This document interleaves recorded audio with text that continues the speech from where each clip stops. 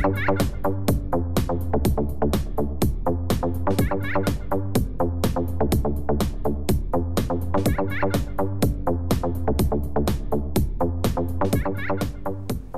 folks, this is the Zen Bow Hunter here today from zenbowhunter.com. Today I'd like to tackle the 3 bad habits that most archers fall into. No matter whether they've been shooting 1 year or 20 years like myself, everyone's bound to develop bad habits, especially if they're not shooting on a daily or weekly basis.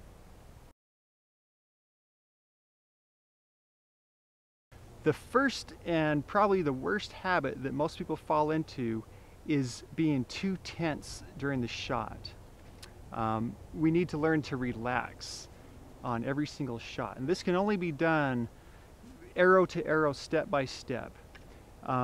The reasons being is whether you're in a competition, a 3D shoot, or especially in a hunting situation, you're going to have a tense mind going in. You'll be under a lot of stress. And secondly, when we draw that bow back, we're going to be forcing a lot of stress and tension on our bodies as well. A famous target archer once said, "A relaxed mind cannot exist in a tense body, and a tense mind cannot exist in a relaxed body." So we need to learn to relax our mind and our bodies simultaneously. And there's really only one way to learn how to relax during this shot, and I'll show you.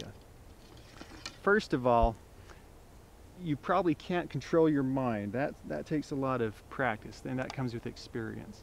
But anybody, including myself, when you're sneaking up on a big buck in a forest, when you're making that stalk, you're going to be under a lot of stress. Probably the most stress you'll be under in most situations. Secondly, when you come to draw that bow back, your mind's going to be going 1,000,000 miles per hour. You'll be under a lot of mental stress, but now you're putting your whole body under a lot of physical stress. Maybe you're on your knees or you're crawling through the brush, but then you're going to be putting your whole back and your shoulders and your arms into the shot. Simultaneously, you're under a lot of mental stress. So now you're at a full stress level. So how do we fix that? The best way I've found to fix this stressful situation, to learn to calm down during these shots, is to draw back, put my sight pin on the target, and just hold it for forever. As long as you can hold it, just hold it and tell yourself to relax. Go to your happy place, tell yourself you will not shoot until you're in a full relaxed state of mind. And then once you're relaxed, just let it go off with your back tension. That arrow will shoot itself, the bow will shoot itself. The stress comes from you, and you putting that stress on your bow is gonna cause it to torque. You're gonna cause your hand's gonna be gripping the bow and torquing it out of alignment. We want to avoid that.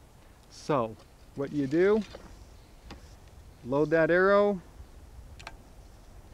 breathe in, pull back, and just tell yourself to relax. The most relaxed you've ever been. Just relax and hold that on the target. I won't shoot. I'll let down before I shoot under a tense frame of mind.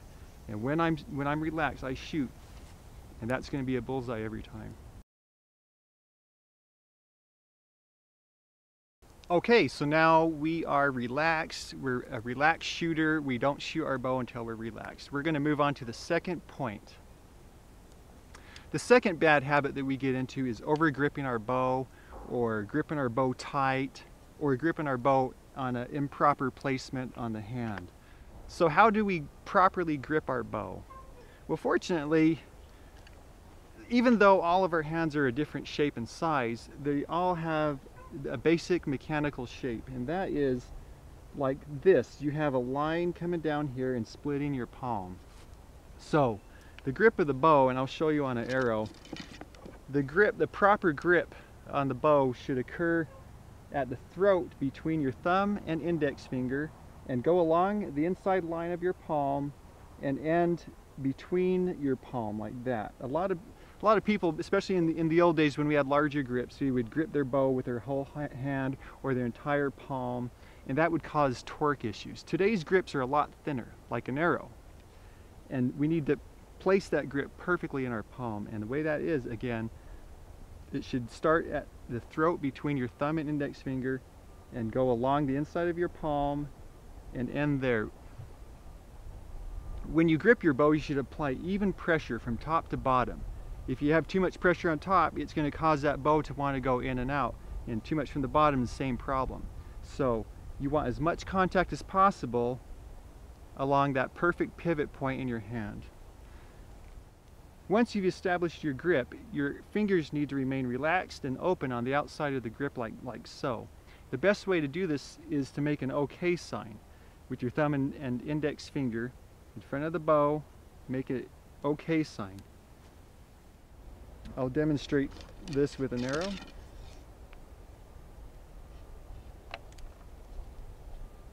So, start the throat, relaxed grip, OK sign. And when I pull that back, it looks like that every shot. That bow's relaxed in my hand and my fingers aren't applying pressure on the front.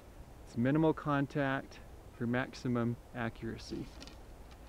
The third point on the grip is if you're gripping your bow correctly, your knuckles on the front of your hand should be at a slight about 45-degree angle. That's a good way to tell whether you're gripping two in or two out. So it'll look like this. Relaxed grip, fingers together, your knuckles make a 45-degree slant away from the bow.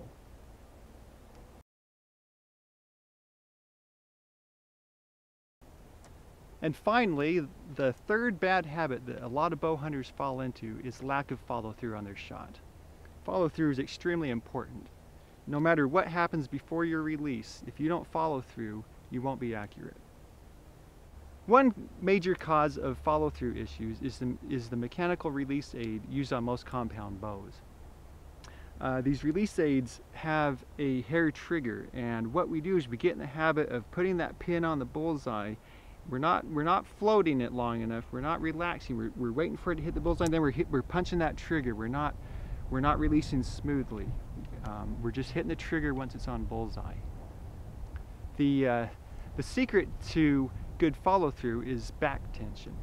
Back tension is what should set the release off in the first place. So if I practice proper follow through, I'm putting my pin on target, my fingers on the trigger, as my shoulder blades squeeze together, my bow arm pushes forward, my release arm pulls back, and the shot goes off by itself. That's the best way to achieve good follow-through. The last issue that we have with follow-through is dropping the bow on the shot. Especially in long shots. In short shots, it's not going to manifest itself so much, but in a long shot, you're going to shoot and then have a tendency to move that bow away from the target so you can see where your arrow goes. You need to overcome that, and again, it's part of relaxation. What we want to do is put that pin on the target, say 60, 70 yards, whatever you're shooting. When you release, that bow should just settle, whether it rocks forward or back or just sits there. On the release, your bow arm should remain motionless, moving slightly towards the target as we push the bow away from us, pushing the bow towards the target. The motion should not be up or down, it should be towards the target. And that will solve a lot of your follow-through issues. Okay, so we've covered the three major bad habits that most archers fall into. Remaining calm during the shot, gripping the bow, and following through on the shot. These need to work together, and these will be the three factors that make or break you as an archer. So once your grip is established, which is the easiest one, you have that relaxed grip. You pull, you relax, back tension release, follow through on the shot. If you do these things, you'll be a much better archer. Practice on every single arrow. Most importantly, relax. Tell yourself to relax on every single arrow, and you'll be a better shooter.